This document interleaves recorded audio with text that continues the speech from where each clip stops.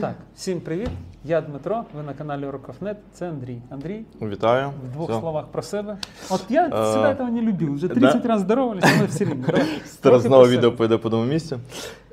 Прошу, розкажи. Так, розкажу про себе. Ну, я боєць батальйону Айдар, зараз вже приймаю інший батальйон. Розкажи, який? Безпілотних систем буду керувати тепер не артилерією, а дронами. Тому смерть ворогам буде нестися 24/7. Великі надії. Збираю крутих людей, які там будуть просто нести смерть ворогам. До речі, тому хто хоче доєднатися, будемо завжди раді, якщо ви адекватний, маєте досвід і можете вбивати русню.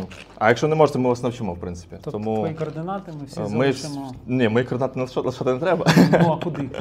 X, Y. Але куди звертатися, залишимо обов'язково.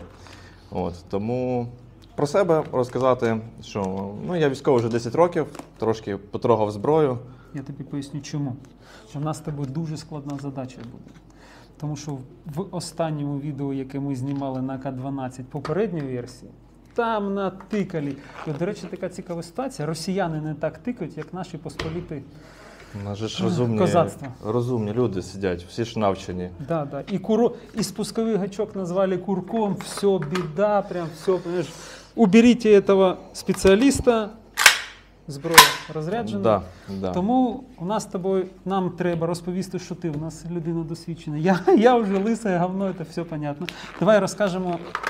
Я трошки волосся маю, але я думаю, що я теж буду в них в такому статусі, не можу рукавички вдягнути. Все, виключаємо відео. Виключайте камеру. Так, розкажу трошки про себе. Остання моя посада, крайня посада була, це заступник командира батальйону Айдар з артилерії, тому, в принципі, з мінометами, гарматами, реактивними системами я на «ти». Проте, те, що я люблю, окрім гармат і мінометів, це, звісно, стрілецька зброя, тому що це прям, не знаю, яким треба бути військовим, щоб не любити стрілецьку зброю. Да? Тому за своє життя я побачив багато зразків радянської зброї, в принципі, всю майже перелапав. Довелося і познайомитись з трофейною зброєю, і бачив і ВСС, в принципі, і АСВК, і АК-12, вже всі покоління, які зараз є на фронті, в принципі, побачив. Хотілося, звісно, знайти АК-19 під калібр 5,56, тому, будь ласка, загубіть десь біля мене АК-19. Або просто прийдіть. В зону моєї відповідальності. Да. Ми, русский Іван, приходь, і ми дадим тобі хліба і зрелищ, коротше. Слухай, до речі, а давай пообіцяємо так, якщо росіяни в себе на шапки-ушанки напишуть, що? АК ти хотів?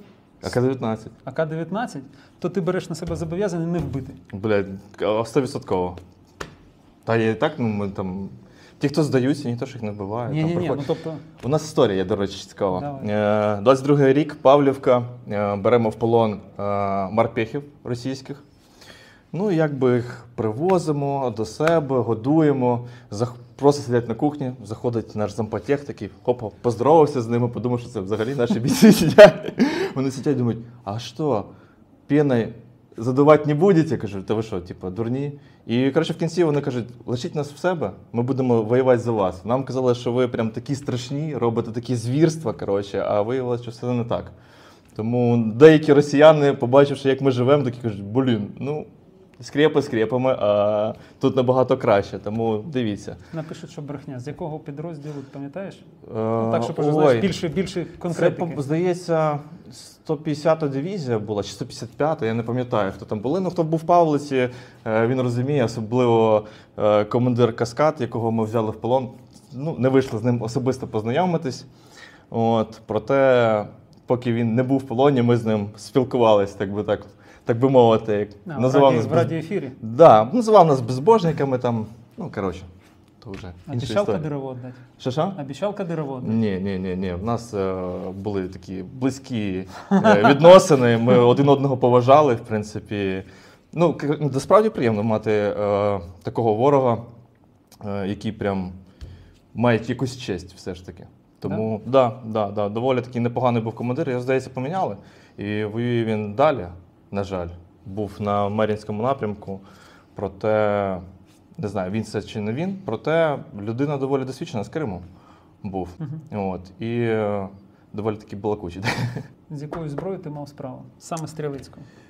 Стрілецькою це всі види АК, починаючи, 47-го я, звісно, в руках не потримав, проте АКМ, АКМС, 74-ті, С, Ксюхи, навіть бачив всі, здається, болгарські, в яких ще для стрільби... Дерев'яниця?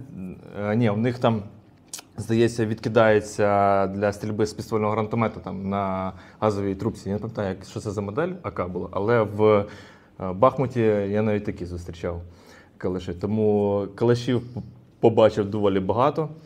От, і навіть схожих на калашів, так як СА-58 доволі така крута чеська зброя, мені дуже подобається. Хотілося, звісно, таку мати в колекцію. Ніби калаш, а ніби не калаш, тому прикольна штука. Відповідно, і західної зброї трошки мав досвід, трошки бачив. Сам ходив з М4А1 з 22-го року, до нас приїхало. Бачив і Скар-Аш, пристрілював його по знаку Кліщіївка в кінці 22-го року. От, відповідно, гроти перших поколінь, які до нас заходили, теж бачив. Я думаю, перераховувати це буде доволі довго, але бачив доволі достатньо і бачив багато цікавих речей по тюнінгу, які люди з ними робили. Тому багато доволі. Де попередню генерацію бачив? Дві попередні, да. Да? Всі попередні генерації тримав в руках, розбирав, оцінював. І при отримці якраз цього зразка озброєння в мене був другої генерації. І мені вдалося його порівняти між собою. І, в принципі, результат був очевидний. Ця версія набагато краще попередньої. Тобто порівнювати ми його будемо не 74-ка, залишимо її в спокої, да? Будемо порівнювати з другою генерацією. Да. Окей. Значить, у нас в руках АК-12 третьої генерації, 23-го року. Вона в тебе з 24-го року, да? Так. Тобто для тебе це вона зовсім свіжа. Стан ідеальний. Я не буду питати, звідки ти її взяв. Мається на увазі, знайшов під час захисту батьківщини. Да. Ті, кому треба, вони знають. Руському його родині скажемо дякую? Я не знаю, так як він вже стоїть на балансі офіційно, тобто це не нелегальна зброя. Тобто все, воно зареєстровано в поліції, в мене є документ, що я маю цю стрілецьку зброю і набої до нього, тому я не знаю, чи має сенс. Слухай, щоб дружина, дітки, племінники, батьки, щоб всі вже заспокоїлись і пішли в воєнкомат, чесно сказали, от ми точно знаємо, що Іван умер. А може він в полоні, хто ж знає. Це вже тут 100%. Коротше, давайте так. 2411, що у нас там? Я не бачу. 838,29. Да, от у вас 100% десь має бути вашого батька, сина, брата військовий квиток, де вписаний оцей номер. Да. Знайте, щось з ним не так. Як мінімум пропав безвісті. За зброю, якщо він в полоні або якщо він її просто загубив, вичтуть деньги за АК-12. Да. Але та частина, в якій рахується цей калаш, будь ласка, не треба на мене його записувати. Слухай, прикинь, реально, документи ви прийшли. Да, ще спитають. Ну, що спитати, дивись, він в тебе в гарному стані. Скільки він в тебе вже? Ой, він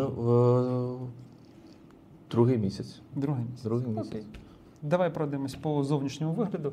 Розкажи мені от своє враження від другої в порівнянні, від третьої в порівнянні з другою. Дивіться, думаю, що почнемо ми з дульного гальма, закінчується вже прикладом. І відповідно, всі бачимо, відмовилися від байонетового кріплення. Тобто тут вже дульне гальмо, воно заштифтовано, воно не знімається. Наскільки це круто, не знаю. Ми тепер обмежені в тюнінгу, або якщо ми рукасті, ми, в принципі, можемо це зробити, коротше, буде більше геморою. Проте... До речі, я безпардонно буду перебивати, але ти казав, що в тебе є приятель, який сюди встановив зброярський глушник. Да. В мене є доволі багато рукастих друзів, які отак от роблять, відпилюють. Ми потім додамо фото якраз. От, і поставив... Ще раз покажи, будь ласка. Отак от він. Трошки прикорочений. Зробили щось типу версії 105-го калаша. От, і поставили зброярівський сонд-модератор під калібр 5,56.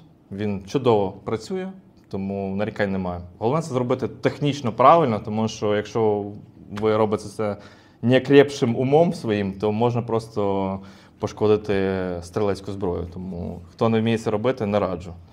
Дуже хотілося подивитися, тому що, слухай, це ж 1/2 на 28 потрібно нарізати, а опора по стволу майже немає. Ну, дуже хотілося подивитися, як він там тримається. Самому цікаво побачити і постріляти, тому що зрозуміло, що балістика вона трошки зміниться. І, проте з трофейної зброї можна робити такі речі, тому що відповідальності за це не буде, командир по шапці не дає, тому якби... Що приятель каже, він задоволений тим, як в нього вийшло? Да, доволі цікавий. Я побачив, я спочатку не зрозумів, я подумав, що він знайшов якийсь новий калаш, якого в мене ще немає.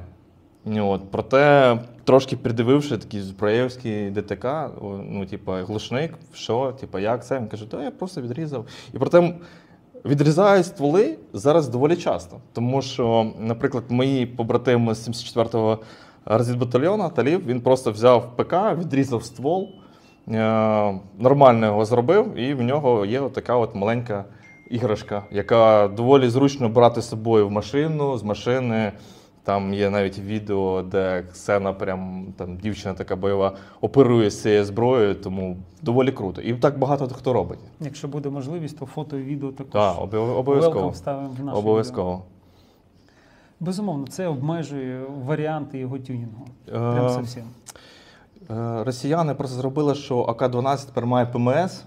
Це славнозвісний в них прибор малошумної стрільби, який має типу QD кріплення на це дульне гальмо. Тобто тепер комерційні виробники в Росії мають ламати голову, зробити щось таке нове, щоб це сюди можна було продати і щоб воно сюди ставало. Тому взагалі концерн Калашникова, він такий не любить конкуренцію, тому намагається зробити щось нове, щоб конкуренти як можна довше придумували цей тюнінг. Да? Я вже бачив, роблять довші цівки на АК-12, стоїть доволі непогано.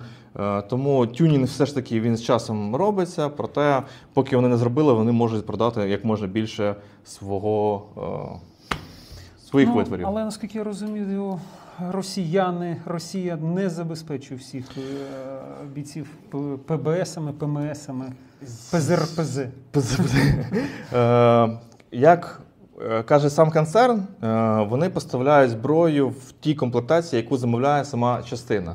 Тобто, зрозуміло, що якщо там буде якась частина спецпризначення, то в них ці ПМС, напевно, що будуть. Проте у нас якийсь бідний підрозділ, що навіть не забезпечили ні шомполом, ні піналом. Тому тут, напевно, що саме бідна комплектація, яка може бути. Зате він новий абсолютно. Да. Далі пішло. Що, у нас поки що знімається кришка газової трубки. Вона не прикипівша, і я думаю, що якщо її в подальшому нормально обслуговувати, вона не буде не зніматись. До речі, не факт. Не факт. Давай тобі одразу своє враження. Зараз мене росіяни і посполиті козацтва почне кидатися, що знову... Слухай, до речі, така, хвилинка філософії до тебе, як до психотерапевта. Я все розумію, але коли дійсно козацтво починає казати, ти говно, ми самі нічого, зроби щось своє, ублюдок, навіть росіяни так не реагують. Я цього прям не знаю. Окей. Це так, хвилинка ліричного відступу. Дивись, питання в тому, що це западає, той калаш, який був у мене, і ті, які я бачив до твого, вони всі майже були з оцією гнітком, який вже не працює. Але, згадай, у 74-ки ж така сама є. Тобто можна сказати все, в найбільш навантаженому за температурою місці розташовано, і нібито всі передумови для того, щоб ця функція вона відмовила. Тому що пружина вона перегрівається, попускається, ослабляється. Господи. Мгм. От, і не працює. Але якщо ми з тобою згадаємо, то дульник на 74 Так. тримається на такому самому рішенні. Тому що це нам говорить? Що пружина гавьонна швидше за все. Можливо, замінили. Треба буде, ну, взагалі це покаже тільки час. Тому зараз про щось говорити, якби обливати його буде. лайном зарано, поки ми не вистрілимо якісь певні ресурси, не побачимо, що ж взагалі відбувається. Якщо зброю чистити, не чистити, погано чистити. Зрозуміло, що всі оці от, як би його назвати? Як ми його називаємо? Гніток на 74-х доволі працює, навіть не зношений. Взагалі ніколи. Ну, на всіх. На АКМах, на 74-х, на Ксюхах, на всьому воно працює. Тому, ну, А на 12-х попередніх от прям ну проблема. от, можливо, партія погана. Тому... Тільки на православне совєтське ржавчині трималося. Функціонально він такий самий, як і на 12-м попередній версії. Чому не зробити оцей отвір під кулю? Прям от для мене Типу, питання. як у СВД, щоб Ну так, щоб дістав. його можна було зняти. От встановити зараз через підкидаємо їм ідеї. Треба, напевно, що знизу писати номер карточки, щоб ще трохи вже башляли. На донати, слухай, ні, не надо, тому що нас тебе прийде СБУ і поцікавиться, звідки у нас перевод від концерна Калашникова. Знову ж таки, це вже, напевно, армія цього не потребувала російська. Чому не зробити його регульованим, якщо він все рівно зйомний? Я теж не розумію. Ну, я думаю, що це технологічно, можливо, їм складно зробити. Абсолютно не впевнений. Ти- Якщо в тебе, дивись, якщо в тебе є гніток, ми можемо зробити тут пластинку з 2 пазами, да, углубленнями під цей гніток і регулюй як хочеш. Я думаю, що от є деталь, зробили менше часу, менше навантаження на виробництво і ну і взагалі, нашу, йому головне, що дійти з точки А в точку Б, померти, залишити калаш, і щоб цей калаш приїхав до нас. Все. А щоб хохли ще пробували регулювати газблок, ну ви взагалі. Хохлам було зручно користуватися Да, К12. Нафіга? Тому Слухай, вони і так про нас думають, він дійсно став кращим. да, багато краще, і ми зараз про це розкажемо. От колегу ми попросимо зняти, тому що зробити це без виколотки, ну прям от. Якої нас, до речі, не забезпечила Да, армія да, Росії да, чомусь. Знову ж таки, пальцем, Ну можна, якщо у вас хороший манікюр. та її понамать. Ну, да. М. Та японський був. Та ні, коротше. Та ні. Ну, а я можу теж спробувати, так, щоб вже всі пройшли цей. Ні, у мене, здається, не такі потужні пальці. Тому, на жаль, І знову ж таки, згадай, на 74-ки дульник можна зняти пальцем. можна, але теж. Ну, можна. Да. Ну, можна. Все, значить, тут вони про нас не подумали, про регульований газблок, про зручність знімання його також не подумали. Прикипає він постійно, тому тут потрібно з часом буде користуватися важелі. Да? Да. Чому це не зробити під кулю? Знову ж таки питання. Окей, оце. Так, що, у нас тут є кріплення під антапку, вони ж... Під ремінь. Під ремінь, да. Вони ж вкрали макпулівський ремінь, сказали, що це ремінь Калашникова, і тепер що ж, ти можеш як зліва, так і справа кріпити ремінь. В них була хвороба у попереднього покоління, що ГП-25, це підствольний гранатомет, він не ставав. Як зараз він стає, не стає, треба ще підствольний гранатомет взяти і перевірити, тому що, відповідно, ця антапка прижималась рамою, коротше, не ставала до кінця. Тому я не знаю, її чи обрізали, не обрізали. У мене такого досвіду поки що немає. От.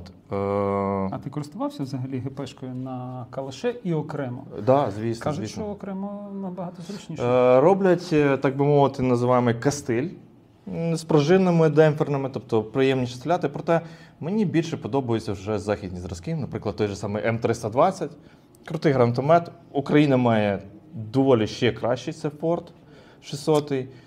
Я навіть не буду коментувати. Ну, не знаю, люди, які з нього працюють, казали, що їм він краще, ніж ГП-25 в порівнянні. Тому, взагалі, кожен робить як йому зручніше, і як правильно, казати не будемо.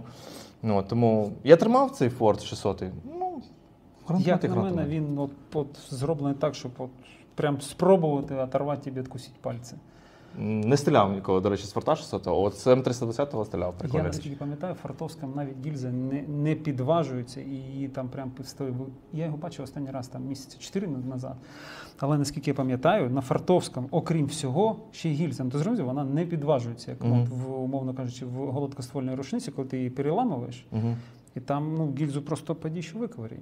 Ну, я маю великий досвід з користування М320, там просто ти там під спусковим гачком в тебе є клавіша відкидання ствола, який відкидається в сторону, і ти просто його піднімаєш догори, і він випадає, і все. Тобто, там не треба його там теж виковирювати, просто підняв, і він сам собі. Окей, умнічую, виріжу. Ладно, да. Да, пішли далі. Так, з цим, в принципі, зрозуміло, ніяких таких. У нас газова трубка вона залишається знову нез'ємною, приварена, проте не знаю чому користувачі одного з дуже відомих між військовими і любителями всяких старих речей шукають цю газову трубку. Як вони її, блядь, пройобать, я не знаю, тому що вона приварена. Прогорає, Можливо, вона просто дістається в них пошкоджена. І вони якось намагаються... ти маєш на увазі калаш пошкоджений? Да, саме газову трубку на АК-12. Можливо, є якісь хвороби. Я до цього ще не дійшов. Також не знаю. Ти знаєш, може вона, трубка зроблена з якогось іншого, умовно кажучи, матеріалу, в тому сенсі, що на відміну від 74-ки він прогорає. Угу. Ну, сама трубка прогорає, фіг знає. Ну, окей. Ну, не знаю, скільки у нас вже є АК-12, що з таким і не стикався, щоб вона програла. От, цівка.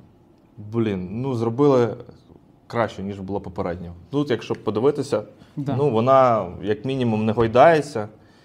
От, як там казали, вивішена... Свободно вивішена цев'єва. Да. Тобто тут доволі непогано, вона стоїть на місці, накладка на газову трубку вона вже не зйомна, тобто вона залишиться тут. Зрозуміло, що якісь умільці будуть пробувати ставити свій тюнінг в Росії, проте знімається тут виключно тільки цівка.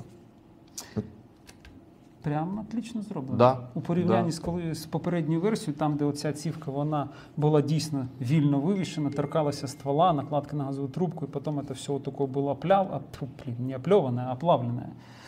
Ця виглядає прям клас. І, до речі, сама якість цівки набагато стала кращою, тому що навіть дивлячись на скрепи, де вони там, цей же концерн Калашникова перевіряє на ізносостійкість. Ми відео дивилися, там де 600 вони настріляли. Да, 600 набоїв, і цівка залишилась все ж таки цілою. Тобто я ще сидів з більшого зображень, щоб подивитися саме на цівку. І вона там, накладка прям взагалі, от те, що бачили я на відео, і те, що він казав, що вона, схоже, не змінила взагалі свою форму. Тому якість якраз пластику, вона в них стала краще. І фіксація, і взагалі пластики, вона взагалі просто, як на мене, стала зручнішою. Набагато зручніше.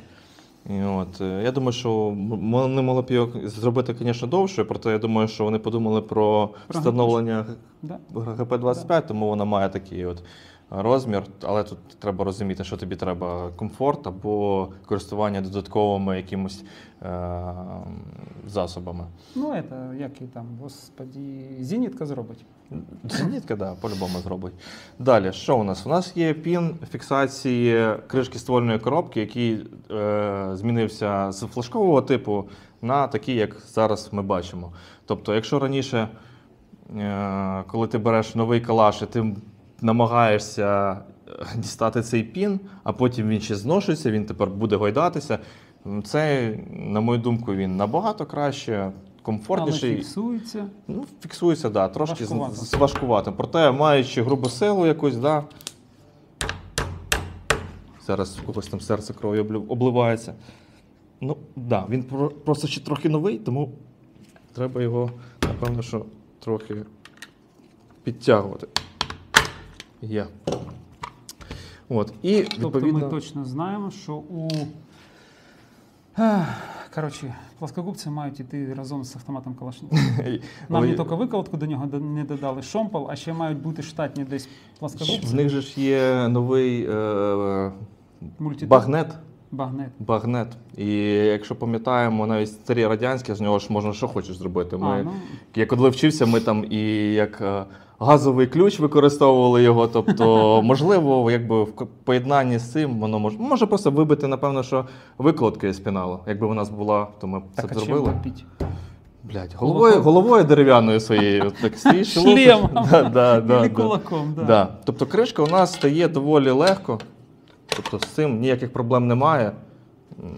Не буде поки його ставити назад, проте... Дивись, да, я от хочу сказати, що знову ж таки в порівнянні з попередніми версіями, або він зовсім новий, або вони щось доробили, тому що в попередніх версіях, якщо ти пам'ятаєш, коли вони вже були юзані, то цю кришку тільки збивати молотком. Да, я зазвичай підбивав його тут знизу.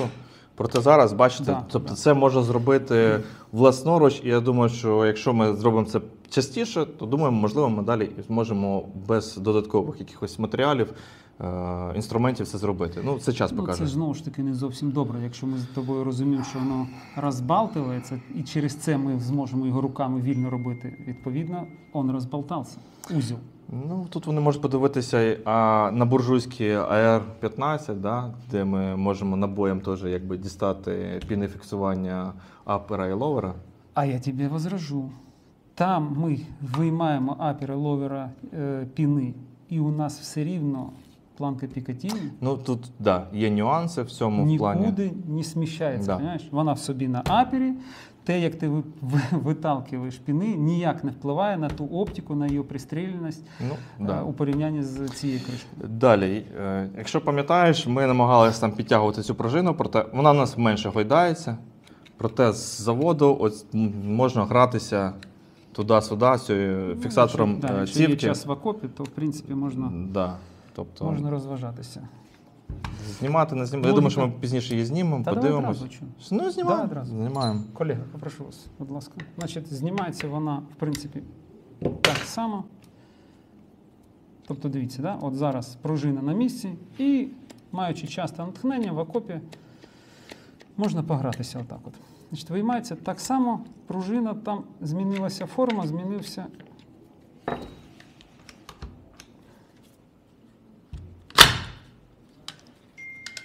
У порівнянні з попередньою версією у нас тут точок заходів фіксації стало більше. У попередній версії, наскільки я пам'ятаю, було всього 2 заходи для фіксації. Тут у нас їх вже 4. 1, 2, 3, 4. Екран був і в попередній версії. Єдине, що він був чорного кольору. Да, чорного, скажімо. Напевно, його було не видно. Його не видно було, 100%. Звертаючись до концерну Калашникова, панове, пружина стала гірше. От саме ця пружина фіксації... На другому так само? Ні. У мене було так само. Дивись, на другому я її міг дістати, вирівняти, підтиснути, і на якийсь проміжок часу вона починала в порівнянні, що ми ідеально. її підтискаємо, то да. А тут підтискай, не підтискай, ніякого, нічого не змінюється. Товариші Калашников, стало гірше. Товариш Калашников там вже зараз в гробу перевертається. Там, ти знаєш, це як звання. Товариш Калашников в наступній реінкарнації. Трубка, ще раз кажу, прямо огонь, прямо класно стало. Да. Прямо хорошо. Але мені, до речі, якщо звернути, то от рівень зварювання, оцих швів довкола, звісно. Такі, мені здається, такі на калаші можна побачити. Він який був, такий і лишився, на попередній версії. Я думаю, що це дух Калашникова такий, немає швів сварочних, що за херня? Додати. Я думаю, що окреме завдання для них. Тобто, зрозуміло, цівка знімається, тут має бути шомпол, для тих, хто не знає, тут він якраз піджимається пружиною, проте старшина не видав або не доукомплектували, я не знаю, він дійшов без шомпола, тому якщо когось буде, приносите орків.нет, я заїду, заберу. Приносите калаші з шомполом, панове, приносите калаші в повній комплектації, прям незручно за вас. І відповідно треба ж показати, де ж знаходиться сам пінал. Двостороння ручка скидання? Да. Тобто отут має бути знаходитися у нас пінал. Тут же ж і використовується як і ручка для шомпола, коли ми можемо вже прочистити ствол. Знову ж таки, нічого не було. Нічого не було, на жаль. Але слава Богу, що ціле, тому що багато в кого чомусь вона деформованому стані. Можливо, це наслідок бойових дій, проте мені цілий дістався. Ну, слухайте, він не просто цілий. Подивіться, пенал просто новий. Блін, знаєш, скільки тобі зараз людей в Україні обзавідуються? Новий калаш. Новий калаш. Ну, майже. Там є проблеми, ми про них поговоримо далі. Проте ж залишилась з попередньої генерації у нас ще пістолетна руків'я. Вона доволі зручна, клас, але замінити ми її не зможемо. Тому що ми маємо якраз і, як би це називати, скоба. Гарда, Тобто вона зручна, вона не потребує ніякої заміни. Проте, якщо ви людина така от різностороння і любите відрізнятися від всіх інших, і любите тюнінг, тут треба буде щось думати. Особисто. А що тут думати? Вона ж не знімається. До речі, зараз там є вже, якщо в попередній версії він був закльопаний, скажімо так, то зараз там є знову ж таки колодка, як в 74-ки, все це фіксується гвинтом знизу, але сенсу в цьому нема, тому що вона йде от сюди, на блок скидання магазину, і все рівно все це отут закльопано. Тому... буржуйський Макпул не поставиш. Буржуйський Макпул. Я думаю, що вони дуже люблять буржуйський Макпул, але роблять так, щоб його поставити сюди неможливо. Тому що просто багато чого нагадує прям їхній ремінь, Макпул, приклад, Жуков той самий. Але трошки змінили клавішу регулювання самого прикладу, проте менше з тим. В принципі, руків'я доволі непогано, то що пенал знаходиться в самому руків'ї теж, я думаю, що доволі зручно. Я думаю, що і витягується він не так доволі просто, тому навіть якщо ви раптово натиснете десь цю клавішу, вона у вас не випаде. В мене таких випадків не було. Прицільні пристрої.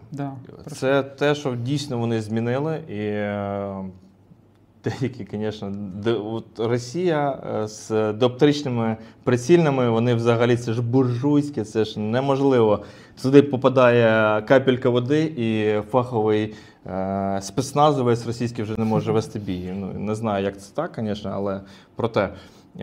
Якщо на другому поколінні у нас був незмінний діоптрій, то зараз, в принципі, ми можемо подивитися, що у нас він змінний. Тобто з більш великим отвором та малим. Прицільна дальність цього витвору зброярського мистецтва росіян.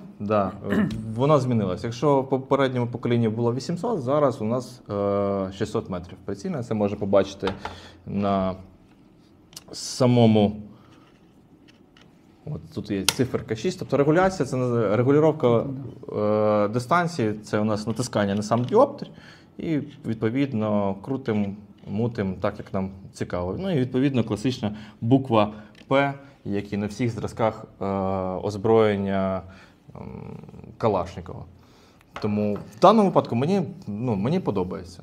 Це набагато краще, ніж в них було в попередніх двох поколіннях. Якщо дивитися на перше покоління, там взагалі був, грубо кажучи, класичний. Тільки тут встановили. Тільки вони зробили. Не як РПК, але був діоптрій. Тобто не відкриті був діоптрій.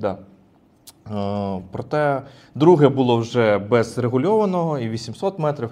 Зараз, відповідно, вони тверезо оцінили можливості свого калаша 600 метрів. Все.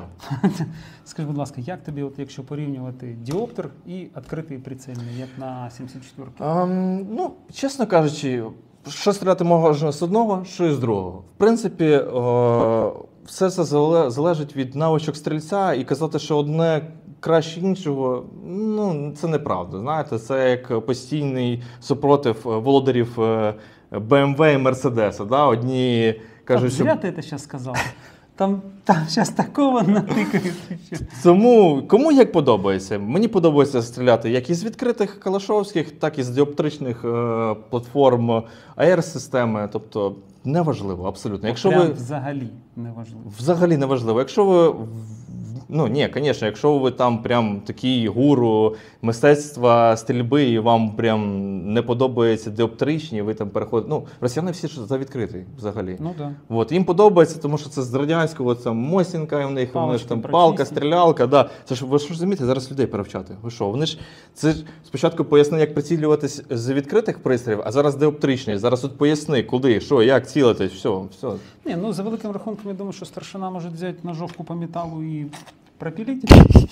А тут же можна дивитися, а якісь коліматорні, можливо, там хтось користується загонними пристроями. Ну, це ж все треба вміти користуватися і знати, як воно працює. Ну, приклад, ну, він з попередньої генерації не змінився, тобто це той самий, грубо кажучи, пародія на Жуков. Ну, хоча Непогано, до речі. непогано. Да, якщо в Жукова він знаходиться знизу Отут, самого да, прикладу, клавіші. да, натисканням.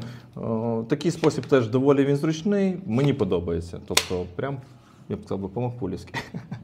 От. Тут ще має бути щеків'я, підщеків'я точніше, яке сюди кріпиться, проте, знову, він був недоукомплектований цим щеків'ям. Воно щось нагадує, до речі, гротівський приклад. От, з цим щеків'ям. Тому так здалеку, от, воно все ж таки, вони йдуть до чогось одного. Всі зброярські системи, що навіть в Польщі, в Кореї, тобто, можна навіть вже здалеку не відрізнити, що це за зброя. Якщо згадати перше покоління АК-12, там в них була труба прикладу, при тому, яка не дозволяє знову ж таки поставити на неї інші приклади, типу того самого MacPool, бо да, FAB Defense, тобто там труба вона більша. Тобто... Ну, тут я знову з тобою. Я думаю, що там труба була взята не для того, щоб наша православна була, а просто от що було на сусідній металобазі, то і взяли. Ну реально. І вже, говориться, танцювали того діаметру. Можливо. Бачимо одразу, що у нас все ж таки є отвори під QD антапки. Да. 4, до речі. 4, да, тут багато, тобто ми можемо як і тут поставити, вони двосторонні. Відповідно, 2 отвори, 4. Ні. Це, до речі, це не отвір, це місце, куди можна закріпити. Як у Макпула є такий варіант, да, такий сторонній, і тут можна. Але бачите, докомплектований. Але проте макпулівські QD-антапки, взагалі, ті, що вже стандартизовані, ми сюди поставити не зможемо, тому що вони мають більший діаметр. Слушайте, а от мені цікаво, 2411, от те, що ми писали, а чому ця військова частина настільки не докомплектувала свого бійця? Ай-яй-яй, чи це сержант розібрав? Коротше, ви там розберітесь, ребята, ну дійсно, боєць пішов в бой недокомплектований. Ні шомпола, нічого в там самому. А шомпол ж не розбірний, ти ж цим поки його скарутиш. Там. Коротше. Це ж, якщо вони шомполи просто гублять, ну взагалі всі військові, давайте так, бувають випадки, сам особисто з тим стикався, то розбірний, який складається скільки, з 3 частин, там одну частину, ти губиш і все, в тебе шомпол коротший став. Пістолетний, да. Проте якість самого пластику все ж таки лишається доволі непоганим. Якщо ми побачимо, тут є осколкове враження цього прикладу, от, але все ж таки він продовжує далі функціонувати. Тобто з цим проблем у нас немає. Щось, до речі, тут є, якийсь надпис, але не зрозуміло, щось на русайському. Ну він видно, що він взагалі з ним мало воював, тому що ніяких позивних, нічого не написано на ньому. Не висрапано. Да. Ну, не дійшло, не встиг ще. Я думаю, вже всі побачили саму головну новинку, що це. Це двосторонній перемикач вогню, який вже не флажкового типу. Тобто, якщо попередня модель мала 3 режими вогню, це автоматичну, одиночну і відсічкою по 2 набої, то відповідно тут у нас вже осічки по 2 набої немає. У нас тут відповідно є автоматичний, одиночний і поставити на запобіжник. І він у нас двосторонній. Або можна так сказати, що є магія, там прям перемикає.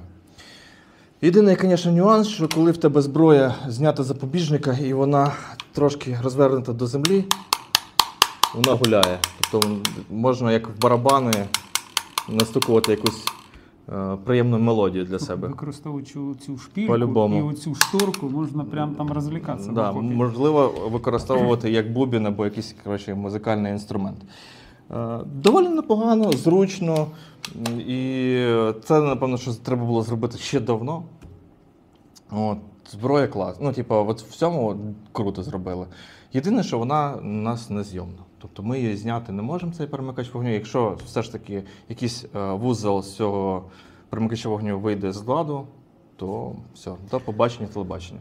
Знову ж таки, звертаємось до концерну Калашникова. Якщо є можливість, прийдіть в коментарі і напишіть, а можна, чи можна зняти от флажок, да, запобіжника, от цю шторку з самим вузлом запобіжника всередині. Так, як це робилося на 74-ки, да? Коли ти її повертав, виймав.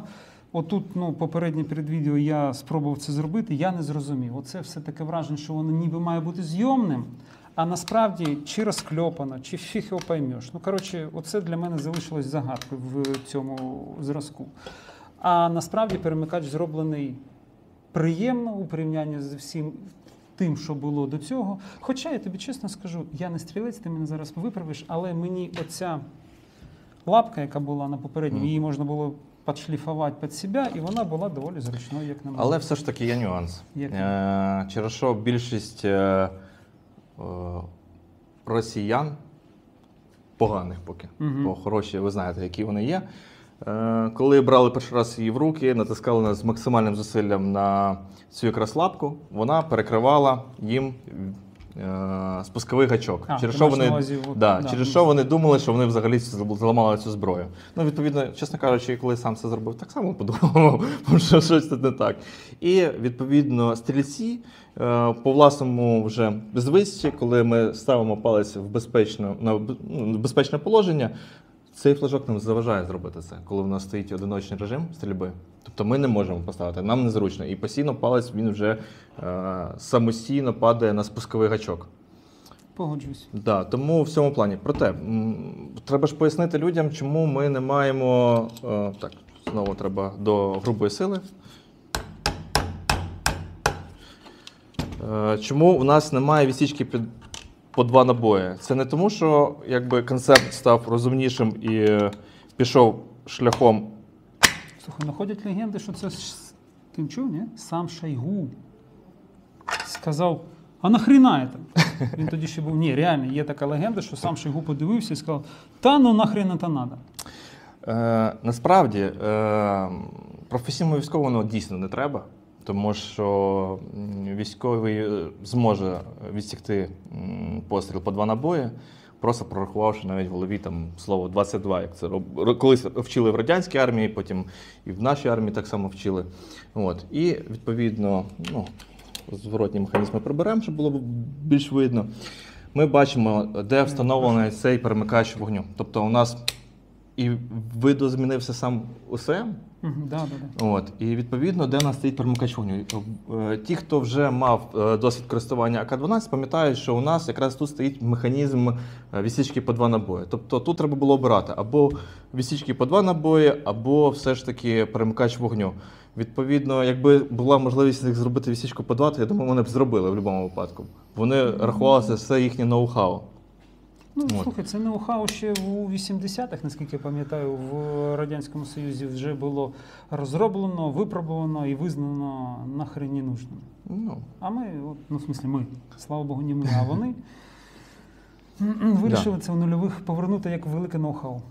Да. Ну і відповідно, якщо вже згадали сам УСМ, треба сказати, що він став доволі приємнішим. Тому що перше, що нам кидається в очі, це спусковий гачок, який видозмінив свою форму. Якщо він був в АК-74, 4 АКМ, тобто в всіх попередніх версіях АК, навіть другого покоління, він був трошки більш зігнутим, то зараз він вже більш прямий. Ну, таке враження, що він, от саме форма спускового гачка з цивільної Сайги взята. Ну, в тебе більший досвід, я от з цивільної Сайгою. З радянської, з російської вже. Да, можливо. От. І він став набагато приємнішим. Тобто мертвий хід самого спускового гачка, він, це вже не АК. Тобто якщо з платформи АК і ПМ, не може було всіх цей мертвий хід, він доволі такий великий і гуляючий. Тобто тут він Відповідно, треба більше навантаження на спусковий гачок взагалі, щоб його зробити постріл. Тобто він доволі тут короткий. В порівнянні з 74-м. Ти знаєш, от у мене була можливість відповідно розібрати його до відео. Я тобі хочу сказати так, що я не впевнений, що це задумка. Так раптово вийшло? Ну, прям є таке враження, що, можливо, це просто так от случайно вийшло конкретно на этом. Тому що, ти розумієш, там, от дивись, колега, нам потрібно зняти оцю частину, отут, щоб було видно добре. Там форма зачеплення за курок, вона трошки інша у порівнянні з 74-кою, ти бачиш? Таке враження, що у 74-ки у нас спусковий крючок тер всією плоскостю крючка, а тут таке враження, що він трет одною гранью і чіпляється саме прямо от кончиком самого спускового гачка. І от треба подивитися 2, 3, 4, 5 нових АК-12, щоб зрозуміти, це, прям така задумка, що так от просто случилось, і тобі повезло. Да. Я сподіваюся, звісно, що мені повезло. А насправді, він прям став... Він набагато приємніший. Він просто набагато приємніший. Спуск став, як на мене, чіткіше. Блядь, розкололи калаш, зараз засруть все. Слухай, прям приємна річ стала. Да. Ну, що ще? Складання самого прикладу, воно таке саме, як і на АК-74М, на АКС-ах, тобто така сама кнопка у нас з іншої сторони знаходиться. Натискається вона, до речі, легше, ніж в тих самих АКС-ах, тому що, я пам'ятаю, я сам з ним служив, двома пальцями натискаєш, тобто тут зусилля натиску на цю кнопку, вона зменшилась. Ну і відповідно він складається, він не так гуляє, як попередні, перше точно. Ну, і відповідно... Я, до речі, не пам'ятаю, на попередніх версіях він там прям летів? З таким прикладом, здається, він вже не гуляв, а от з трубою, здається, він там гуляв. Ну і відповідно складається він натисканням на цю клавішу, тобто відкидається і натискаєте. Раз, тобто склалось. В мене, на жаль, в попередній версії АК цей приклад був відбитий, і для того, щоб якось виправити ситуацію, ми поставили від АК-74М приклад. І він повністю став, він працює, тобто складається. Тобто тут все ж таки є деталі, які можна... Тут, в принципі, і затворна рама з затвором, така сама, як і в 74-му, тому можна взаємозаміняти деталі, які вийшли з ладу. Єдине, наскільки я пам'ятаю, вони... Ні. Гуляє? Ні, слухай, навіть люфт не прибрали. Технологічно. Це так має бути, щоб всі розуміли, що це мінімальний, хоча в 74-ки цей люфт більше, тут люфт мінімальний, але я чомусь, перший раз як дістав, думав, що вони взагалі прибрали цей технологічний люфт. Ні, він є. Дійсно, все це з 74-ки взаємозамінне. Якщо, до речі, хтось захоче міняти, це так про наболівши, замінити ударник на ударник від ВБП, росіяни не розуміють, українці розуміють, про що я. Ударник сюди не підійде. Да. Відповідно, не знаю, хочу спробувати, чи наш круг все ж таки стане сюди і буде функціонувати. Тому побачимо, який український тюнінг взагалі сюди стає. Я майже прикрив. Слухай. Я думаю, має стати. Ні, так Круковський же ж є вже на этот самий. На К-12? Ні, не на К-12, на АКС вже є. Да, я ж про це і кажу, що... Але ж там же ж вузол... Ні. Він вставляється сюди. До речі, можна буде спробувати. Хоча зараз ми знову ж отримаємо роз'єб в коментарях, то що ми будемо змінювати щось в офігенному АК-12. А має підійти дійсно. Слухай, я навіть не подумав. Можна було запитати в Крука, але ладно, потім спитаємо. Я думаю, що вони можуть нам надіслати, ми це перевіримо. Да. Тому вердикт, в принципі, попередньої версії АК-12 зміни доволі суттєві і доволі на кращу сторону. Як би не хотілося б хвалити ВПК ворога, проте річ дійсно достойна уваги і достойна її все ж таки забирати у ворога, трофеїти і ходити з цією зброєю. Взагалі, ну, я так бачу, що багато хлопців взагалі забирають АК-12. Які б вони там якісь не були, все ж таки це така річ, яку цікаво, як мінімум, мати в колекції. На жаль, для нас, на щастя, для них, вони його покращують. Ти знаєш, хоча тут таке питання, от дивись, моя особиста думка, я залишаюсь на своїй, точніше, думці, що от вершиною був 74-ка, от, просадка була АК-12 першої генерації, друга генерація, ну, трохи краще, але те саме. І от мені здається, що в принципі, да, оця генерація, вона вже піднімається до класичної 74-ки. Я продовжую, звертаючись до українців, казати, хлопці, якщо у вас стоїть вибір, чи придбати оце за 1500-2000, чи затюнінгувати свою 74, ну, хоча ні, оцю вже можна брати, да. Чи придбати попередню, другу або першу версію за 1500-2000 $, чи тюнінгувати свою класичну 74-ку, яку вам видала держава, я обома руками за тюнінг 74-ки.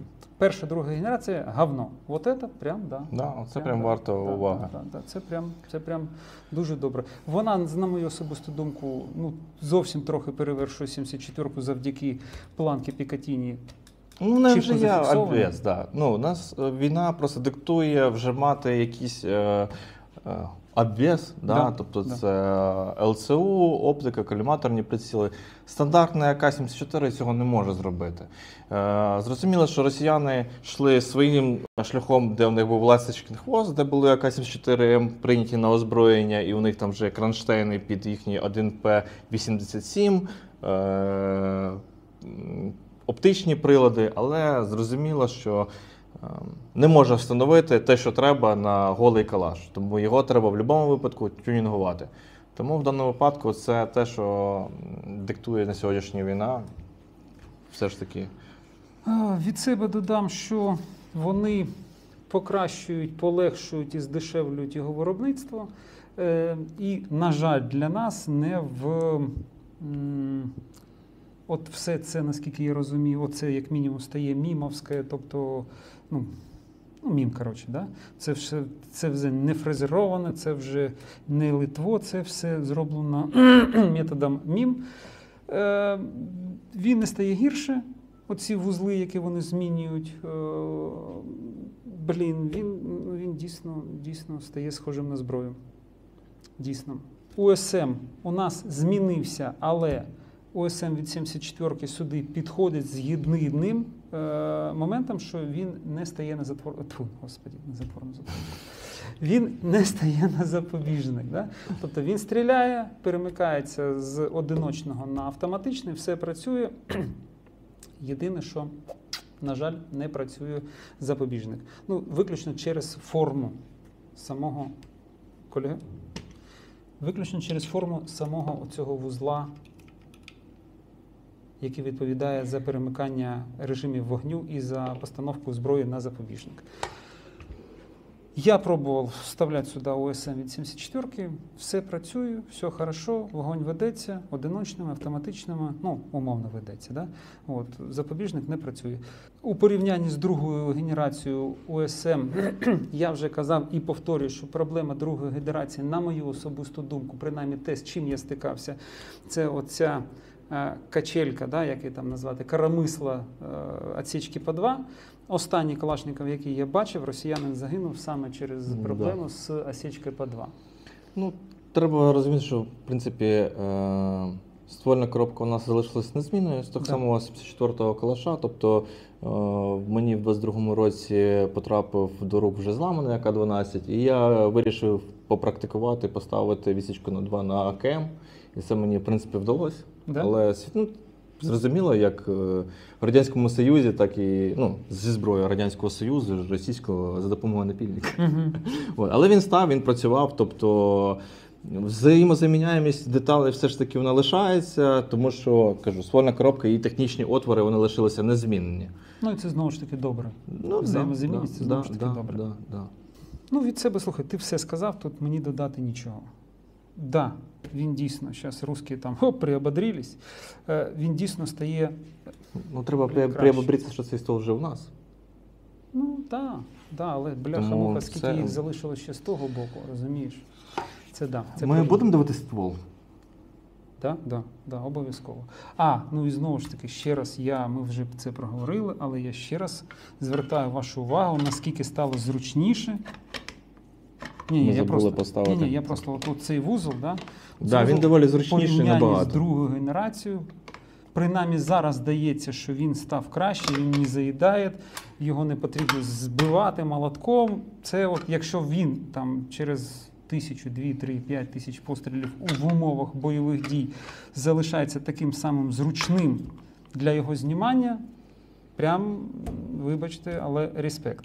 Але все одно питання відкрите, коли прицільні пристрої стоять на ствольній коробці, кришці ствольної коробки, і під час постійного зняття, навіть просто щоб почистити, наскільки залишається пристрілка на одному місці? Оце тут вже питання. Це ти мені маєш сказати.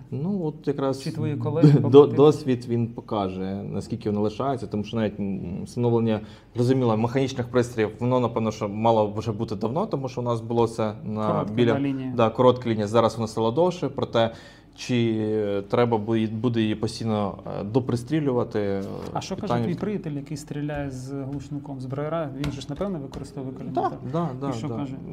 Доволі все непогано. В принципі, що тут пристрілка на 50 метрів. Тобто, я думаю, що ніхто з цього калаша на 600 метрів взагалі стріляти не буде. Абсолютно. Тому... відповідно, ми можемо сказати, що це утилітарно зроблено правильно. Да?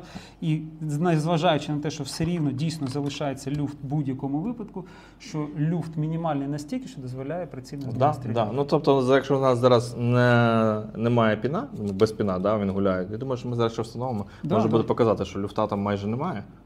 Не треба газу, напевно, що... Ні, він же своєю пружиною підважується. Тобто, він просто не гуляє. Тобто, якщо ми на К-74 там встановлювали свої модифікації того самого FAB Defense, кришки, встановлювали, наприклад, які фіксуються під механізм, зворотній механізм, або ті ж самі, здається, круківські крони, які вставлялись під пістолетну рукоять. Тобто, то прям у мене був такий, це, звісно, жесть, але я тоді був настільки бідний і не міг собі дозволити фабовську кришку. І, до речі, якась харківська копія доволі непогана була, і вона досі в мене лишається, тому я ходив з нею. МЄ. Напевно, що. Там було не МЄ, там було ноунейм. Я вважаю, що такий варіант кришки на Калашникова, він найкращий. Це досягнуто, безумовно, зміною кріплення в задньому своєму положенні. Але мені здається, що росіяни витиснули все, що можна було з цієї платформи, для того, щоб зробити її максимально повторюваністю встановлення самої кришки. Кришка прям да. Тепер навіть якщо ви провтикаєте зворотній механізм, все одно можете... Один раз. Закрити кришку. В цьому сенсі. Прицільно стріляти. Слушай, давай, буде в тебе нормально виходить. Ще раз покажи, як це нештатно. Знову змусите мене грубу силу. Бачиш, вже майже без Якщо погуляти допомоги. Це вдома, то я думаю, що вийде взагалі. Я не знаю, чи зробили на якісь нормативи? Це ж розборки? В школі? Не може бути такого, щоб цього нормативу не було. Цікаво. До речі, також питання. Який норматив взагалі на розборку-зборку? І ще треба буде знімати кришку газової трубки? Неуважаємі росіяни, питання. Якщо ви нас дивитеся через VPN, а зараз тільки так, YouTube у вас заблокований, напишіть, будь ласка, чи є такі зразки вже в школах, і чи є нормативи для розбирання 12-13-річними дітками під крики «Давай швидше, хохол не ждет». Я бачив недавно таке відео. Яке? Реально дітей вчать в школах, окремо якісь гуртки, користуватися зі зброєю. Притом діти там ще не мають, напевно, 10 років, повзають там. Вбивають хохлов, вчаться. Да? Слушай, дикий народ. Так от, чи є зараз в ваших русських школах отакі зразки, і чи є нормативи для зборки для дітей? Можливо, є для зборки самого калаша в концерні Калашникова. Це як прикол, що китайські діти ранком встають і роблять зарядку до телефона. Так і само можливо і там.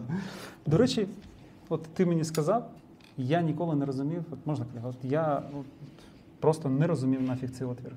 Які саме? Оцей. Це ж для щоки прикладу? Да. От, а я, ну, знаєш, я ніколи не бачив його з щокою, я завжди дивився на неї і думав, от нахріна. Ну, Вік живі, вік учись. все ж таки він намагається зробити його зручнішим. Дістанемо? Покажемо? Так, звісно. Це 100% треба зробити. Так. Треба, напевно, що зафільмувати прямо зверху, як це все робиться. Тому що у нас пружина вже трошки по-іншому утримується за цей за перемикач Прошу. вогню. Вот он. Кому цікаво, давайте так от його. Ні. Встановлюємо і от так от. Палець.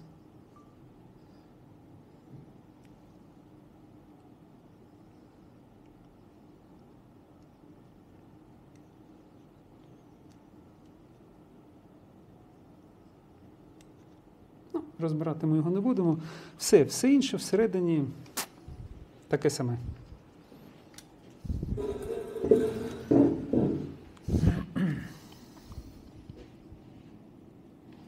Ну, усе тут став технічно складнішим, тому що у нас тут ну, на 12-му попереднього покоління, здається, теж 2 пружинки було, тому що я його розбирав, якраз 2 теж було. На першому точно було 2. Тому що все ж таки доводилось мені розбирати, тому що я люблю, розбирати калашовський ОСМ, особливо якщо це АКМ, це такий конструктор Лего, якщо в тебе немає. Який на осінні Да, якщо в тебе немає цієї осі, ти такий пішла жара. Тобто він, технічно складніший, можливо, через, я не знаю, думаю, що з ладу не має виходити через ці пружини. Та ні, ну чому, надійно, от що, якщо не брати оцю пружину, то загалом ОСМ вони роблять нормально, надійно, пружини там великі, такі дебелі, я не думаю, що тут якісь питання будуть виникати по ним.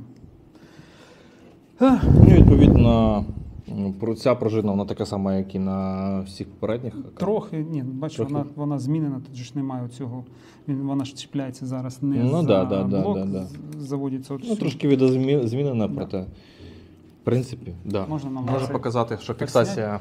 От як оце вийняти, знову ж таки, звертаючись вже втретє чи вчетверте до концерну Калашникова, напишіть, будь ласка, в коментарях, як виймається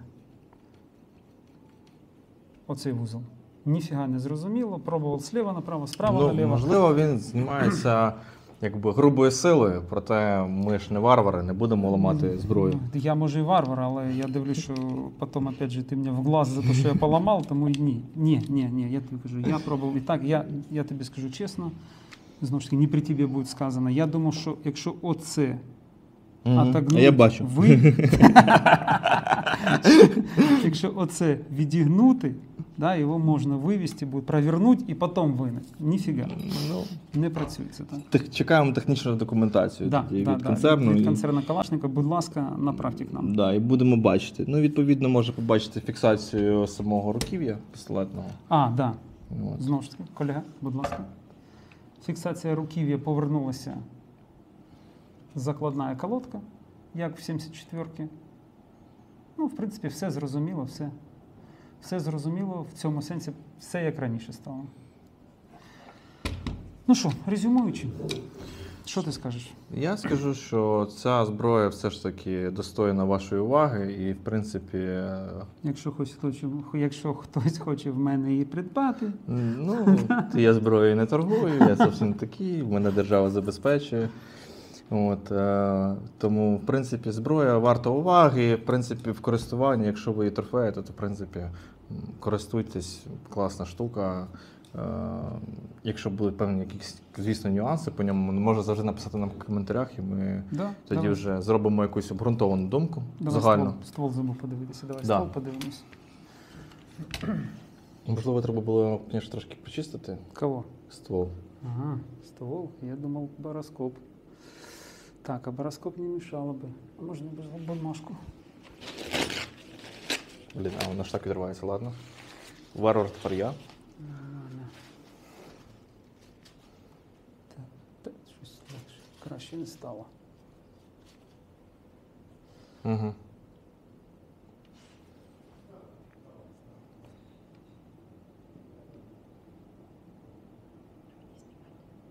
Угу.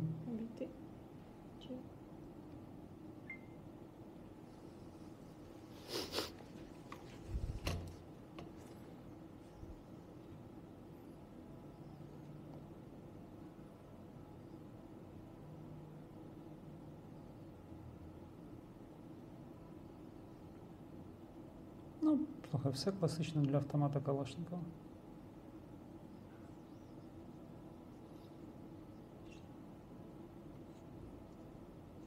Блін, в гарному стані він до тебе потрапив.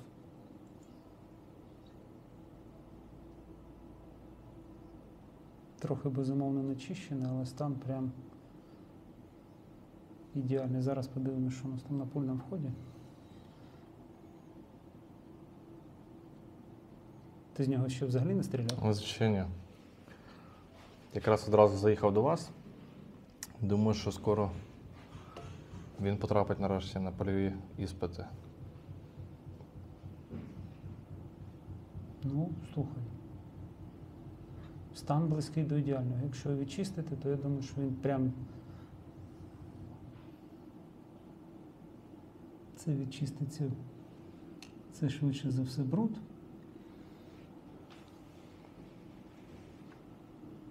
Треба було дійсно його почистити перед зйомкою. Ні, то бруд 100%. Так, я теж думаю, що не могла його так корозія з'їсти. Ні, зважаючи на загальний стан ствола, то бруд.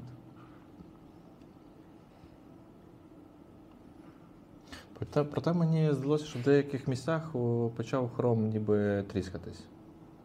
Оце було десь більше до початку дульного. Він майже не стріляв.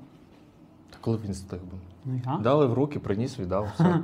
Що Ну, ми? да. Ні, ну щось він там стрельнув. Де? Нічого тут. Ну, особисто я зі своїм поганим зором, ну, дійсно, треба було його протеріти, ну, вже як є.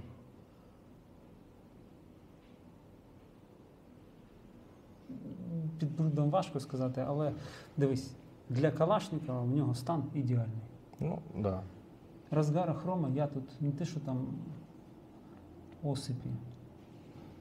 Ну, і пошкодження якісь, безумовно, є, але проблем з хромом, так от, як для Калашникова, ні. Тут, та, ну, слушай, новий Калашников. А чистити це можна в музеї.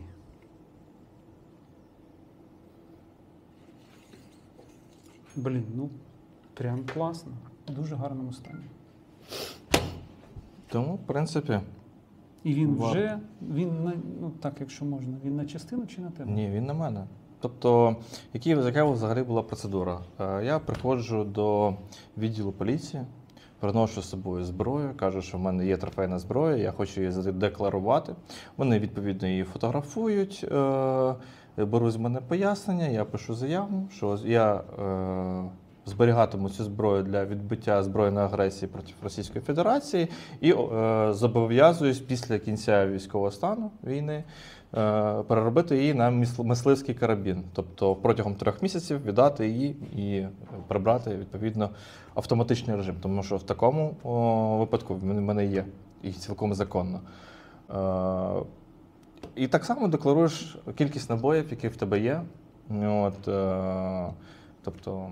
Як ти взагалі до цієї ініціативи держави ставишся? Дивіться, взагалі питання зброї завжди було доволі таким гарячим питанням в Україні, тому що нормального закону ми не маємо на сьогоднішній день. Ми не можемо володіти короткоствольною зброєю, тільки травматичною, і то в випадку, коли ти працюєш в певних органах.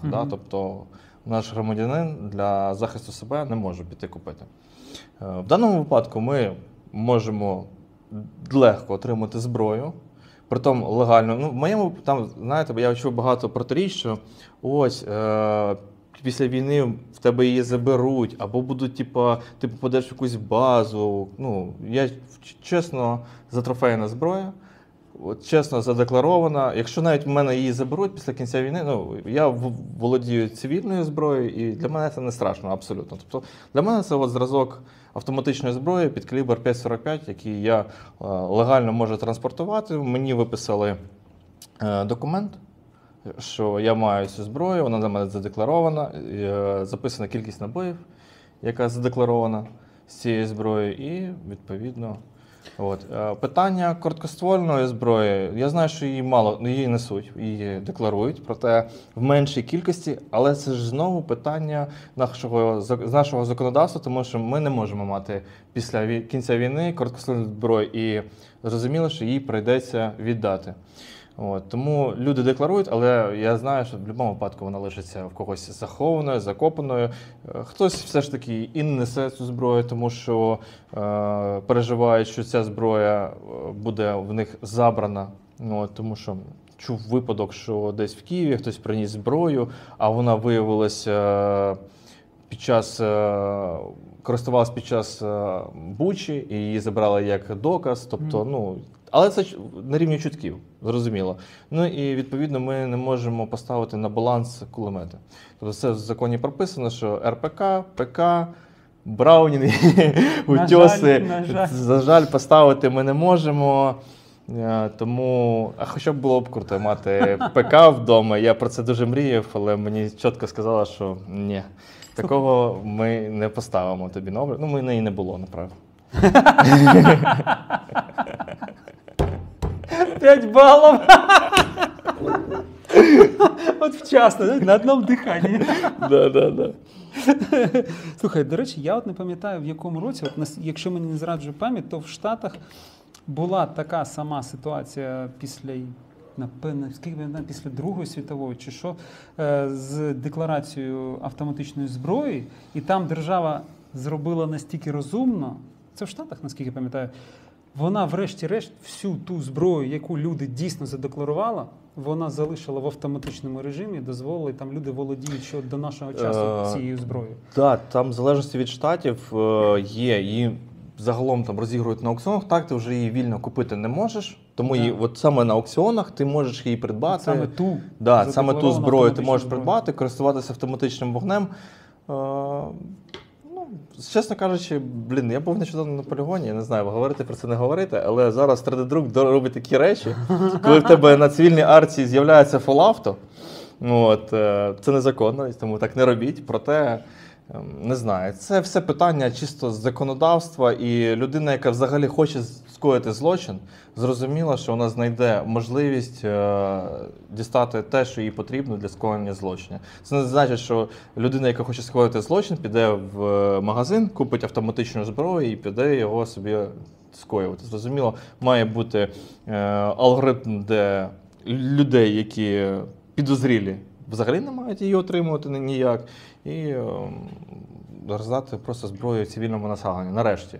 Тому що Україна – це вільний народ, і відповідно кожен має користуватися особисто зброєю. І так само з короткоствольною зброєю. Ми розуміємо, що у нас бандформування, там, якісь, які у нас є, там, вони мають цю короткоствольну зброю. Тому що зараз з війною на чорному ринку, я думаю, її дуже легко дістати. Проте дати можливість нормальним громадянам вже купувати короткоствольну зброю, тому що навіть хлопці, оці наградники, які зараз розійшлися нашою країною, тому що її отримують і достойні, і відповідно недостойні, хто скільки більше паперів зробив, тому там кращий ствол, тобі там глок подарили, Я думаю, що кожен достойний вже мати короткоствольну зброю і носити, і бути впевненим, тому що особиста безпека, вона понад усе взагалі. 100%. На цій ноті ми і завершимо. Знову ж таки, я думаю, що 22-м роком і тими ситуаціями, коли зброю роздавали в Києві, наші громадяни довели те, що вони мають право і на фолавто зброю, і на короткостволи. Чому держава боїться короткоствола? Для мене взагалі ситуація не зрозуміла. Я думаю, що і частина держави також цього вже не розуміє. Тому закликаємо все ж таки легалізувати, прийняти закон про короткоствол в Україні. Це прям, наші люди заслуговують на це. І дозвольте, будь ласка, ставити на баланс кулемети. Бажано, яких, на жаль, немає. Дякую вам, бережіть себе і на все добре. Нормально, работаем? Так, одиночный режим.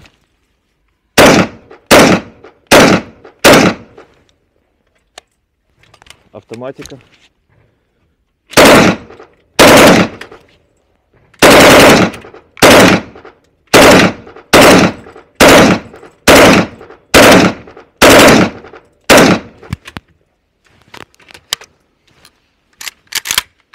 Мне кажется, скорострельность меньше стала. Не так быстро стрелять, как классический.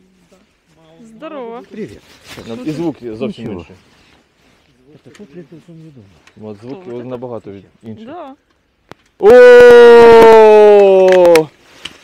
Вот этот человек мне до сих пор не ответил в Телеграме, блядь, жулье, Я не блядь. видел, что мне писал. Я говорю, звони на обычный. Все, я уже батальон принимаю, братан. Какой? Беспилотный, блядь, у гранита. Почему он тебя перетянул? Да. Еб... Так, что, работаем? Есть?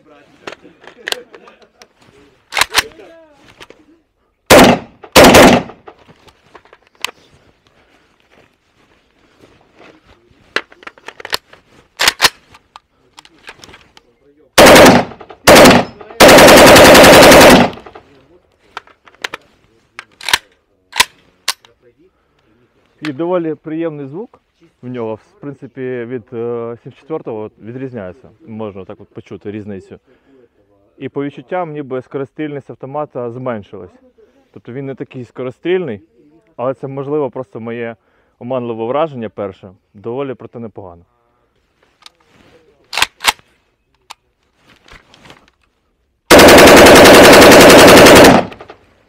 А вот сейчас кажется, как будто этот самый.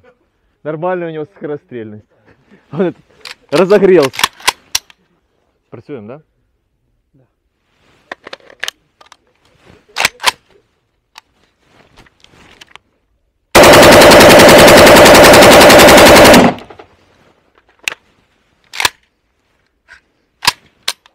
Зараз мене покличуть на перший канал. Буду Інокентій Бест! Ну, слухай, коротенькі ручки, коли коротенька цівка, вона, напевно, тому тобі зручно. Ну так. О, хоча, я думаю, він зроблений так, щоб ставав ГП-25. І москальський... А? Пробував встановлювати? Ні, на жаль, зараз ні. Там були, до речі, нюанси, що він не ставав нормально на АК-12, проте кажуть, що цю функцію пофіксили. Тобто в цій модифікації він вже має ставати стабільно. Да, треба перевірити це. Тут якраз через оцю петлю він і не ставав нормально, проте не знаю. Якраз бойові дії покажуть, що він взагалі може і чи встановлюється ГП. Ну, а взагалі, як тобі перемикач вогню? Тобі сподобався? Так, Які нюанси от користування перемикача вогню? Незвично, напевно ж. тільки те, що незвично, по-перше, ти вперше, ну буквально особисто я, не користувач. Тому мені було перший постріл досить складно. От, наприклад, ми йдемо, перезарядка, ти перемикаєшся на фулавту, і ти такий, оп, а нема флажка. А нема флажка, Нема да? Треба флажка, звикнути. да, і треба трошки перевести свою увагу для того, щоб... Ну, а то, що він двосторонній, взагалі є в цьому якийсь сенс? В АК? Я думаю, що так. Ну, от мені, наприклад, приємно з великим пальцем знімати, одразу ставити на одиночний режим вогню. Типа, це круто. Типа, це прям... А я, от, до речі, зараз не пробувала. Я думаю, що наступні півцинку ми саме на це і витратимо. володарі арки, напевно, що скажуть, що вау, нарешті, типа, це зробили. Так, я думаю, що це прям... Слухай, ну ми відстріляли доволі багато, доволі інтенсивно, і ствол був доволі такий гарячий, хоча Ага. цівка залишалася цівка холодною. була- так, дійсно, цівка була холодною, при тому, що ствол парував, і ми як ковбої його намагалися трошки остудити. Ну, а як тобі взагалі робота автоматики? Щось змінилось? Чи так само? Я думаю, по швидкострільності ні, але щодо звуку пострілу, от він не такий дзвінкий, він розсіюється, і я скажу, що навіть приємно. Ну, ти стріляла без навушників, як взагалі в тебе відчуття? Нічого не дзвенить. Не дзвенить? Ні. В порівнянні з АК-74, в принципі... Ні, порівняння з АК-74 зовсім інша історія. Ну, слухай, у мене таке враження, що звук дійсно змінився через те, що змінився ДГК. І відрізнити тепер калаш десь в лісі по звуку буде важче набагато. Ну, а як тобі взагалі діоптер? Ну, от москалям не подобається діоптер, скажеш, що це піндосовська хуйня і незручно, некомфортно. Тобі приємно взагалі з діоптером працювати? Це Ну, все ж таки відкриті прицільні краще. Ні, мені здається, що діоптрії тут цікавіші. Ну, от в Насправді, мене... на практиці я думаю, що це варте уваги. Для мене нюанс, мені здається, що він стоїть доволі все одно низько, і коли ти вкладаєшся зброєю, от треба трошки все ж таки підкладати Можливо, око. це діло звички все ж таки? Можливо, да, діло звички, проте на перший раз мені було не дуже зручно. Не знаю, от як не дивно, хай там хейтери що скажуть. Мені для першого разу він прям на ура Ну, зайшов. взагалі, За всіма чи, характеристиками. чи потрібно трофеїти таку зброю, взагалі забирати, міняти на оцю? Трофеїти однозначно, але знову ж таки ми повертаємось до того, що хай її нам приносять і в повній комплектації, щоб ми Да, були задоволені. на жаль, старшина цього, колишнього бійця не поклав нам ні шомпола, ні піналу, тому ми Да. трошки... Ну і реміння, Приклад звісно, теж немає. трошки, звісно, був пошкоджений, але тим не менш функції виконує. Єдиний нюанс, да, що в нього антапки все ж таки москальські, і ми нормальні там да, той самий дійсно. Макпул не поставимо. Тобто під На ремень, жаль, на жаль. ремінь буде колхоз, або теж знову трофеїт. Або без ременя. Ну, яка взагалі оцінка, от, якщо в порівнянні з АК-74, от від 1 до 10, як на твою думку? Я думаю, що це впевнена дев'ятка. А чому дев'ятка? Бо це все ж таки російське. Дев'ятка. Ну, я думаю, що на мою думку, це щось плюс-мінус, як затюнений калаш. Тільки ти його натюнеш, то він вже тебе готовий з коробки йде. Цілком. Єдине, що мені не подобається, що пістолетна рукоятка, вона все ж таки незмінна, і ми її Мгм. поміняти не Да. можемо під себе, проте Да, вона, до речі, в принципі, до речі, доволі, так. доволі непогана. Щодо вкладки саме, це нюанс. Це от вже можна віднести до мінусів. Да. Ну, я думаю, що цівку взагалі може замінити, проте ну, будемо бачити, що москальський витвір мистецтва до нас дійде чи ні. Я думаю, Ну, що як буде. думаєш, з довгою було б набагато приємніше? Мені здається, так. Да. З довгою Ну, ців... тобі так. А, ну, от в мене чомусь- руки я довші. от чомусь так. От я прям вклалась і поняла, що от мені саме то. Ну, а от то, що ДГК нез'ємний, що ти думаєш? А це питання. Це питання, тому що. А для чого? Якщо він і так уже стріляє зовсім Ну, з дивись, іншим- в даному випадку ми не можемо поставити свої якісь ДГК, Ну, да, так. з якимось саунд-модератором Так. своїм, який ти Ти вважаєш вважаєш, краще. що потрібно? Треба користуватися штатним. Ну. От, а штатне, от Ну, тут немає вибору, тут не лишили. Просто розумієш, тут россиянам как бы не дали выбора подумать, им просто предоставили возможность идти с тем, что есть, и чтобы они зайвий раз не напрягали свої там мізки, які лишились. Коротше, твоя оцінка 9 з 10. 9 з 10 і все. Як думаєш, буде скоро якась нова модель? Що б ти змінила? От тут колега питав, чи немає двоєчки. Тобто Я виставляти. думаю, Зайве? я думаю, це неможливо буде вже технічно Влі- поставити. Там же ж всунути немає місця сюди, для так? цього. Ну, хіба що, звісно, ми зауважили про змінність саме рукоятки. От це було би добре. Угу. Створити таку можливість. Плюс, щоб точно були якісь інші варіанти встановлення цівки. Я думаю, що це було б цікаво. Єдине, що зараз варто спробувати, це від'єднати заглушку газової трубки, Угу. тому що вже є якісь... Хоча вона гуляє, типу, мені здається, Мгм. що вона зніметься. Треба буде спробувати, тому що зазвичай це хвороба всіх АК-12, коли в тебе заглушка просто нез'ємна. Треба взяти. Тут з'ємна і Тут гуляє. 100% буде з'ємна, і мені здається, навіть пін він гуляє. Він хочеш ходить. Да, він пальцем? натискається. Він натискається. Хоча на ньому вже є нагар, може побачити. Угу. Ну, слухай, можна, звісно, це продемонструвати, але якщо таким чином зробити, то тут уже доволі очевидно, що немає такої проблеми, як на АК-74. Але тут можна зрозуміти, що є прорив порохових газів, тому що пін він в нагарі, і сама заглушка вона теж в нагарі. Тобто якийсь прорив порохових газів. Ну, відбувається, відбувається, звісно, да. Це так, це очевидні речі. Ну, щодо люфту, до речі, цівки, там колега один зауважив, я думаю, що він не такий значний, як на цьому було акцентовано. Слухай, якщо дурна голова, то воно все буде люфтити. Да. Так. Якщо взяти вже ту AR-платформу, коли там upper і lower гуляє між собою, це не критично, в принципі, Звісно, для стрільця. Звісно, так. Я Тому думаю, що по цьому більш-менш. Окей. Секунду, вы разговариваете. Блин, сейчас, секунду. Этот самый, сейчас.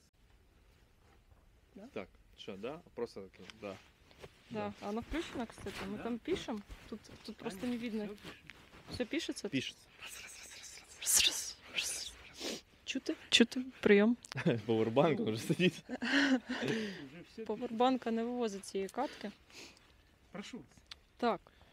Так, ну що, коротше, мої, в принципі, підсумки після настрілу в півцинка Мгм. працюють доволі непогано, доволі приємний звук, як для мене. Да, треба трошки звикнути з перемикачем вогню, тому що понятно, що він як в AR-платформі, проте він трошки змінений. Проте ми з калашем. Проте ми з калашем, да, Так, треба це. це розуміти. І, в принципі, перемикати, якщо я перемикаюсь на одиночну, це зручно, але в мене не такий довгий лівий палець великий. Мене Тому також. мені якось треба все ж таки прибирати спускового гачка і досилати. Ну, але все одно це краще, ніж ми Ніж гуляємо флажочком. з цією шторкою туди-сюди. Мгм. Цівка доволі нормально стоїть, я не знаю, в мене стільки дурі не вистачає. Ну так, Щоб можливо, вона якщо почала люфтить. надавити, вона буде люфт якийсь, але доволі непогано, доволі непогано. В принципі, діоптер мені дуже порадував, тому що якщо можна подивитися, він перекидається. От, тобто, Ну, якщо ми зміна, так. працюємо на ближніх дистанціях, це круто. Типу. Якщо вже треба десь прицільно попрацювати, ми перекидаємо на більш з меншим діаметром отвір, і у нас має бути більш прицільна стрільба в теорії. Те, що нез'ємний ДТК, ну, в принципі, це вкусовщина. Ну, я думаю, що це не критично. Да. Саме в Проте таких, да. було б, звісно, круто, якби нам би його підігнали одразу з тим ПМСом, прибором малошумної стрільби, і ми би спробували взагалі, що він таке з автоматичним режимом вогню, тому що треба теж тверезо оцінювати штатний ПМС, от, і чи варто його взагалі змінювати. Тому що навіть розуміти те, що йде штатно, не завжди воно відповідає своїм заявленим характеристикам. Проте зброя доволі непогана, варта до уваги і, в принципі, такий гарний подарунок людині за Тобі подвиги. подарували? Да? А? Подарували тобі? Я не скажу. Окей, добре. Я не Ну. знаю, чи буде доречним, але чомусь саме за перемикачем. Він мені нагадує вже звісний Husqvarna Arms. Так, ну це так, така ремарочка, просто отсилка небольшая. Ну, тобто, так, турки і росіяни тут були на одній хвилі, як на мене. Мені, на жаль, що немає підшипника, не дійшов. Я думаю, що я його роздобуду, потім поставлю. Мені ось щось приклад, не знаю, нагадує типу грот. Ну, це понятно, що Ну, це да. от прямо спершу це Жуков. Мгм. Жуков. Понятно, просто з іншим перемикачем Довжини, розміру, да, довжини. да. Да. Проте, типу, мені здається, це просто Жуков. От, а з цим підшипником прям, типу, от здалеку можна грот, типу, щось нагадує. От. Проте, ну, приємно, круто, він, в принципі, складається не так, як в АКС. До Тобто речі, ми за це одною не рукою, сказали, да, в так. принципі, його складаю, і він фіксується, і типу, ну, це типу, доволі непогано. І відповідно класно адаптували, що тепер не треба ніякі там ні клавіші, Мгм. ні защолки. Тобто в тебе на тильній частині АК ти натиснув і в принципі склав. Так. Єдине, що я хочу спробувати, замінити його на Круківський, наприклад. Реклама сразу Круку, коротше. Так що висилайте, я спробую, як запишу відео. От, подивитися, чи буде він працювати з цією, ну, типу, защопкою, чи він буде працювати. От дійсно. Оце цікаво подивитись. Так, в принципі. В принципі, Тюнінг тобі у нього не доволі подобається. невеликий. Так. Хоча тут немає що тюнити, мені здається. Я думаю, що так. В принципі, основні характеристики ми вже висвітлили, і загалом враження подобається. Воно варто, да. Да, воно варто. Ну, Скабєєва? Ну вона їй сподобалось, знаєш, що Ну, я просто однозначно- челюсть відпала просто. Дивіться, вона вражена. При тому, що це просто на фулавто, Ой. майже неприцільно. Такий розгляд. Як До її речі, звати взагалі? Я що-то взагалі, блядь, ну не знаю. Як вас звуть? Скабєєва. Вона в жахуті, у неї Вона- просто відняла Отпад мову. челюсті. Відняла мову, отпад челюсті, так. Отпочил.